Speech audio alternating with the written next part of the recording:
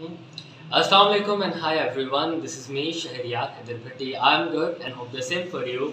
First of all, I would like to say a huge thank you to all of you in terms of 1000 subscribers in our channel named Education World Official.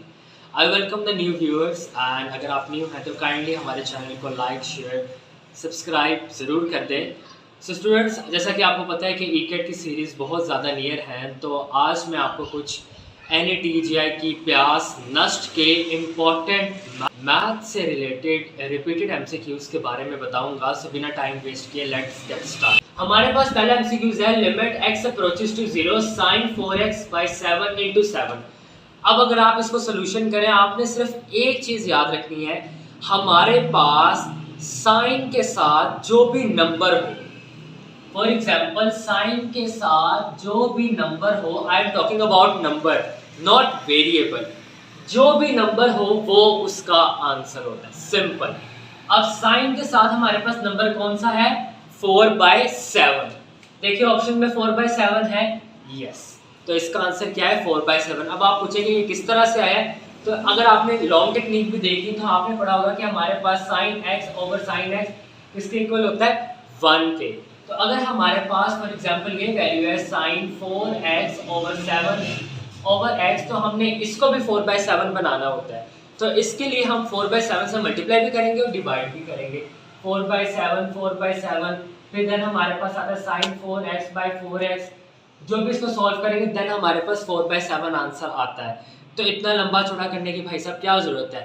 जब आपके पास एक technique है, sign के साथ जो भी variable के साथ नंबर लिखा होगा वो उसका आंसर होगा. क्लियर?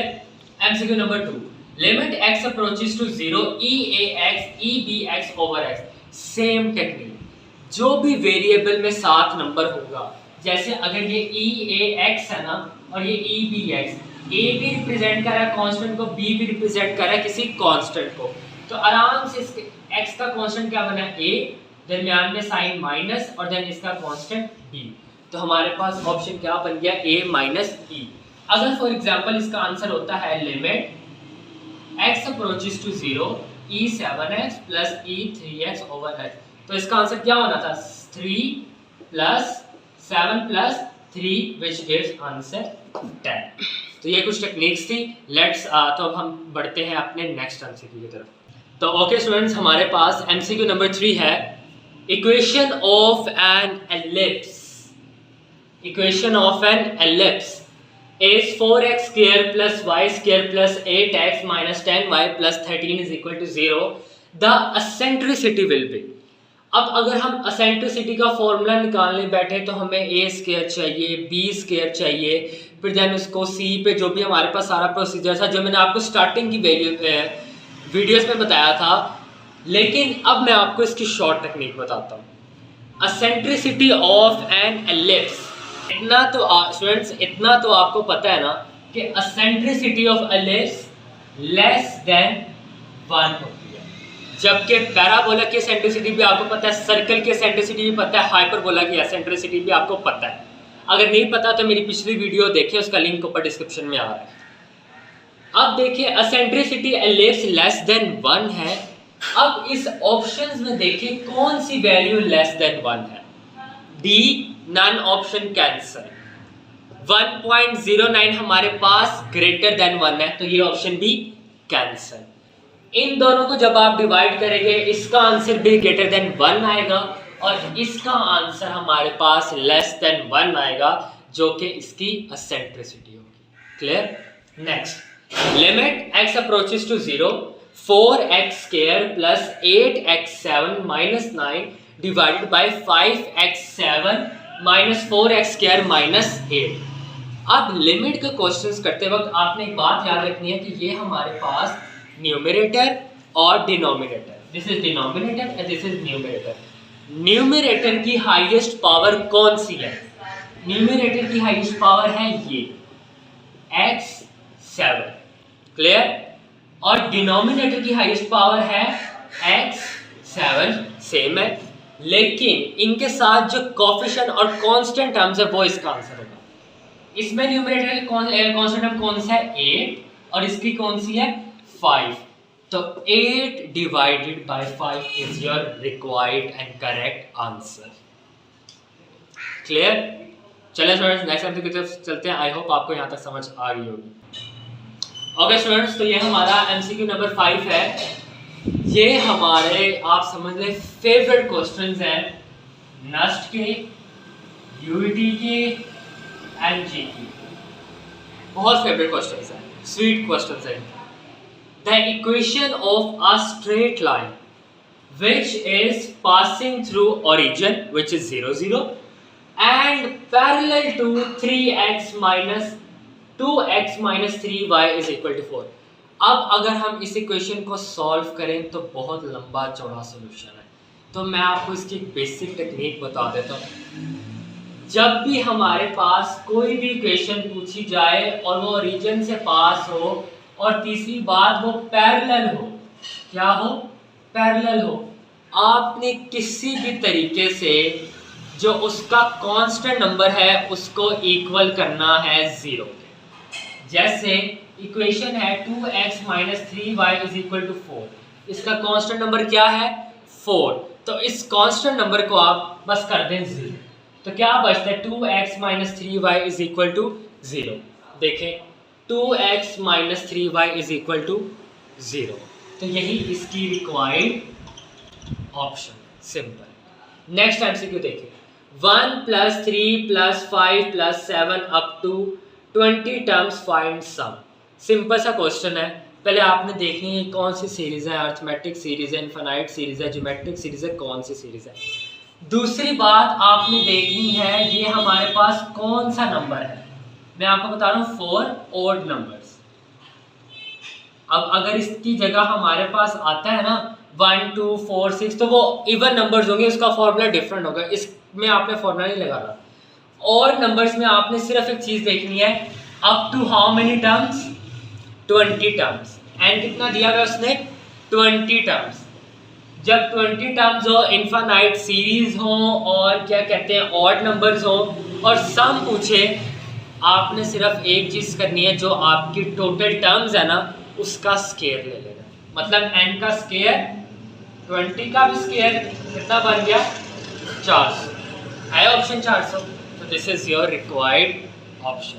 भला आप अगर पूरा सीरीज करें, इसका फॉर्मूला लगाएं, वो बहुत लंबा है। बस आपने देखना कि अगर ऑड सीरीज है, टर्म्स कितनी पूछी है और सम पूछ रहा है, आराम से अगर इवन ऑड है तो जितनी टर्म्स पूछी गई है उसका स्क्वायर ले लो तो आंसर 400 आ जाएगा। क्लियर? Next MCQ. तो अब हमारे पास एमसीक्यू नंबर 7 है, the shortest distance from origin. Origin का मतलब होता है 0 0 to the line y plus 2x is equal to 2। जब भी ओरिजिन से शॉर्टेस्ट डिस्टेंस बंदा पूछे आपसे, आपने सिर्फ एक फॉर्मूला याद रखना है। डिस्टेंस का फॉर्मूला होता है ax1 plus by1 plus c1 under root a square plus b square. जबकि हमारे पास x1 और y1 हमारे पास क्या इंडिकेट कर रहे होते हैं? ओरिजिन से डिस्टेंस, जो कि 0 0 है। तो ये दोनों टर्म्स क्या हो जाएंगी? 0 प्लस 0, c क्या बना? ये हमारे पास a की वैल्यू है, ये 1 b की वैल्यू है और c की वैल्यू 2 है। अगर यहाँ पे -2 भी लिखेंगे तो फर्क नहीं पड़ता क्योंकि उसका मॉड है, तो माइनस का हमेशा पॉजिटिव ही होता है, तो 2 ही लिख दो। अब a की टर्म क्या है हमारे पास?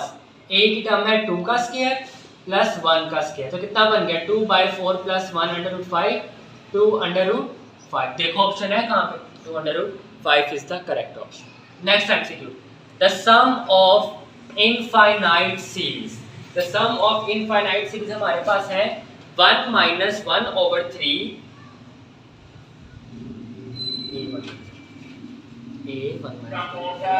हमारे पास सीरीज है the sum of infinite series 1 minus 1/3 plus 1/3 का स्क्वायर माइनस 1/3 का क्यूब प्लस 1/3 फॉर a।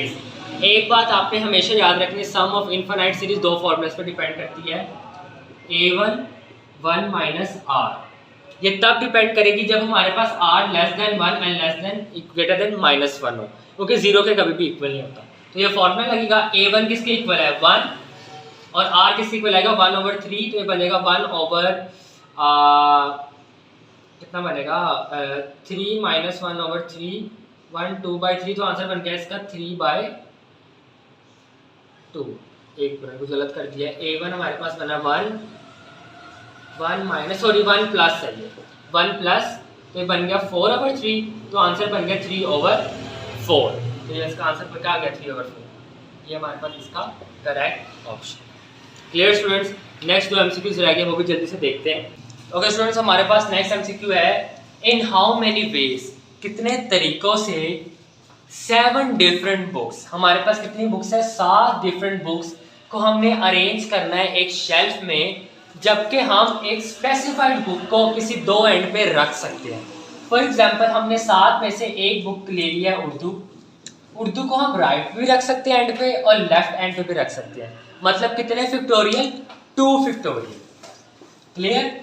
अब बाकी बुक को हम किसी भी तरह से एडजस्ट कर सकते हैं, आइदर वो राइट साइड पे है, एक्सट्रीम राइट पे है, मिड पे है, एक्सट्रीम लेफ्ट और एक्सट्रीम लेफ्ट पे है। तो उसके लिए हमारे पास बाकी 6 बुक्स का फैक्टोरियल कितना बनेगा 6 फैक्टोरियल। तो इसको जब आप आराम से बैठ के सॉल्व करेंगे, मतलब इसका जो आंसर हमारे पास आएगा 2 फैक्टोरियल 6 फैक्टोरियल का आंसर हमारे पास आ जाएगा 14440। क्लियर। इसके बाद हमारे पास एमसीक्यू है, एक इंतहाई इजी एमसीक्यू है, आप साइन का डेरिवेटिव लेंगे, कॉस आएगा, √x आएगा और नीचे 2/√x आएगा। तो स्टूडेंट्स, ये हमारे पास आज के लिए 10 एमसीक्यूज थे। आई होप आपको आज के एमसीक्यूज का पोर्शन काफ़ी ज़्यादा इन्फॉर्मेटिव लगा होगा। और प्लीज़ अगर आपको वीडियो अच्छी लगे तो please like, share, subscribe and comment कर दीजिए, और क्योंकि आपकी एप्रिसिएशन ही हमारे लिए सोर्स ऑफ मोटिवेशन है। Thank you so much.